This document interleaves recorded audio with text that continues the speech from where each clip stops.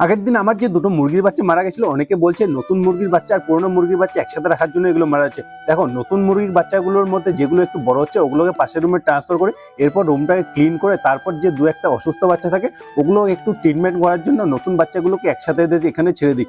আর অনেকে বলছে ফার্মে অনেক মাকড়সার জাল হয়ে গেছে, তো তোমাদের কথা মতো আজকে এই ফার্মটাকে ক্লিন করে নিলাম।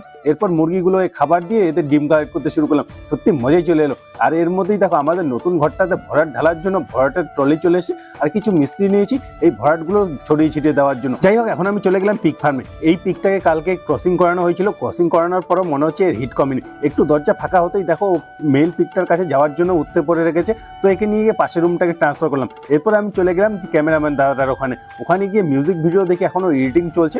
তো আর কি, যেগুলো ফটো তোলা হয়েছিল ওই ফটোগুলো ফাইলগুলো আমি পেন ড্রাইভে নিয়ে চলে এলাম।